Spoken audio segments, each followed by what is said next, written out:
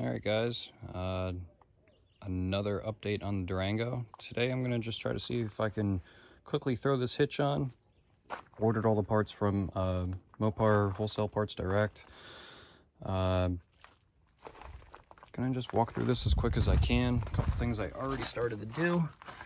Just pulled off these pesky little pop rivets, and I'm gonna see about changing them out instead of using pop rivets to just use push pins. My rivet tool apparently is not big enough to do these plastic rivets. I have a trim remover tool. Don't necessarily need one. You can cut these off or you can punch the centers of them out, but once you just get the tool in there, you just pry it, wiggle it, it comes right apart. And then you can just push.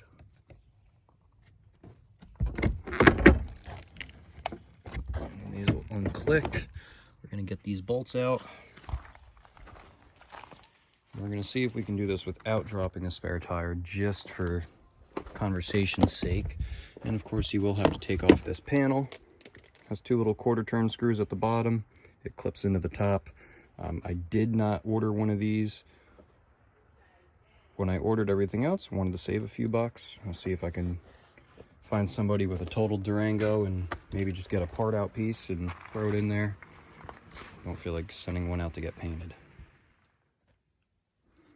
All right, so with the 10mm and 8mm bolts removed from the fender wells, I'm just gonna come on here, remove the 10mm underneath that hold the bottom of the bumper into the bumper support bracket. Bottom bolts are removed from the bumper. Very, very gently grab onto this. Just massage out this piece, that way you don't break it. And you can peel it down just a little bit. That'll expose the hardware that holds the bumper in place.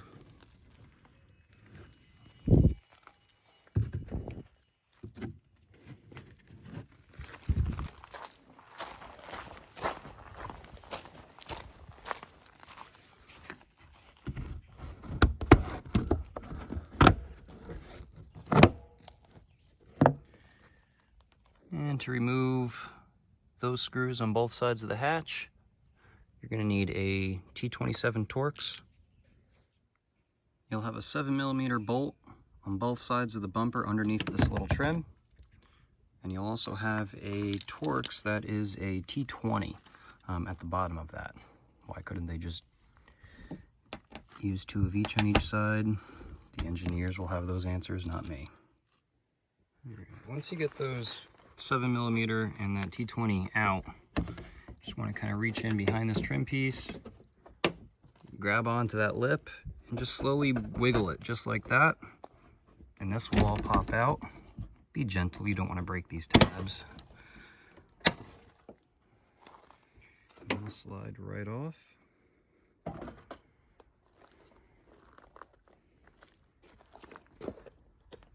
Have something underneath the bumper to catch it. In this instance, I'm using a cardboard box.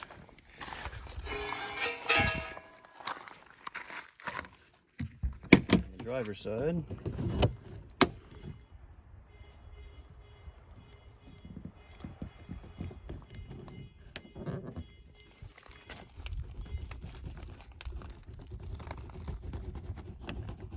sometimes they're a little stiff.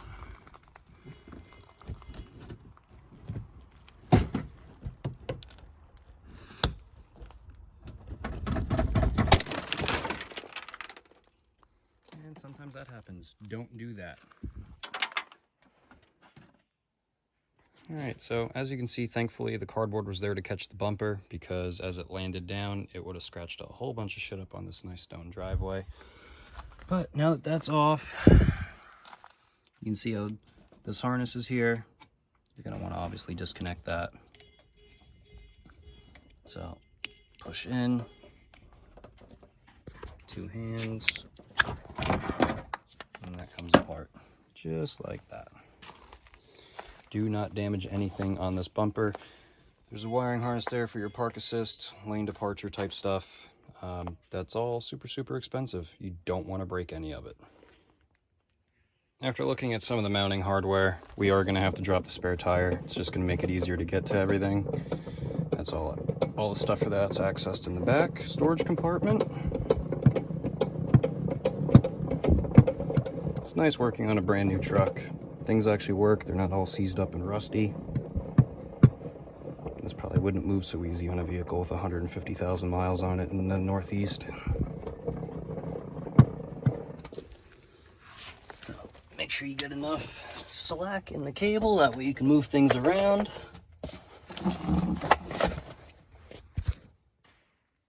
Okay, so we had an oops. This is supposed to be there. The other side's fine. This one broke.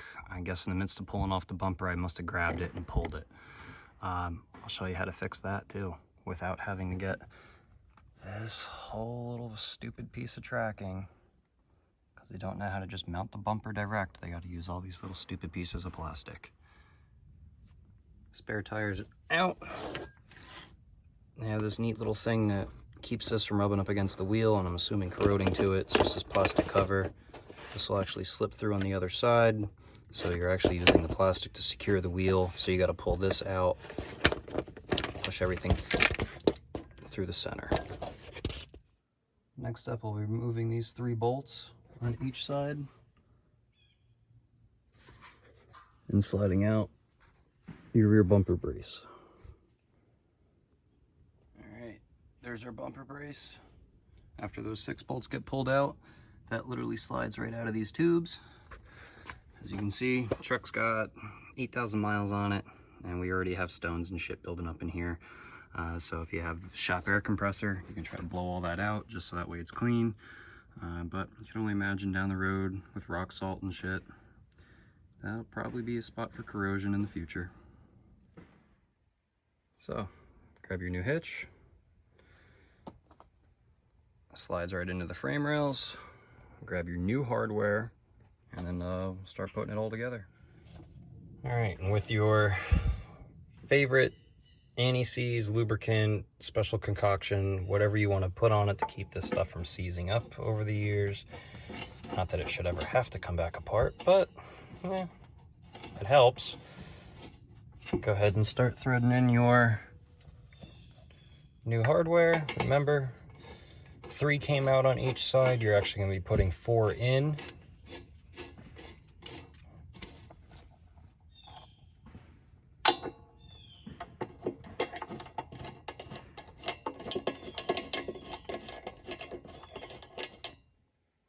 All right, with the hitch installed, hardware's all in, torqued down. We'll go ahead and put everything back together. We're probably going to do the wiring harness another day, just due to time constraints. I won't have time to do it this afternoon, but that looks to be pretty straightforward, and that actually came with step-by-step instructions right from Mopar. All right, guys, this tab that I broke, I'll show you how to fix that quick. I'm gonna use my favorite stuff ever. It's just a simple AB epoxy known as JB Weld, and this is the quick stuff. So it sets up within a few minutes, and I'll be ready to rock and roll again. But just equal mix, 50-50. Mix it up until it's grayish in color, and then apply it.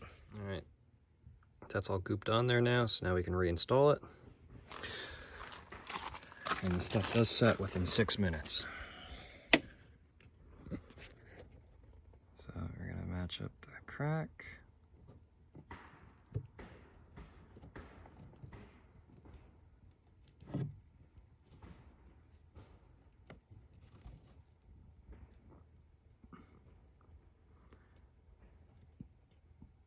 It literally like went right back in the spot where it needed to be.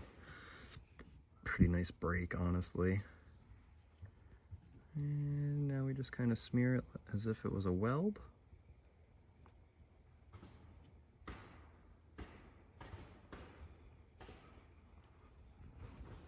Look at that. That's beautiful.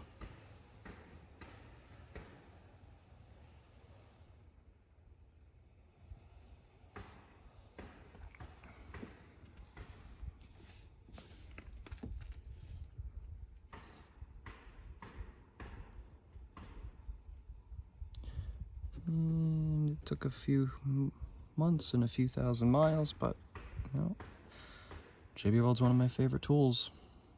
This truck's been officially Pyrofabbed now. We'll just let that set up.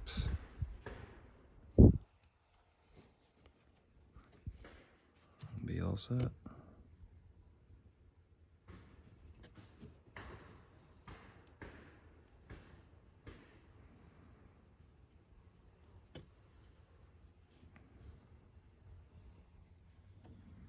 Okay, so it's been a few minutes.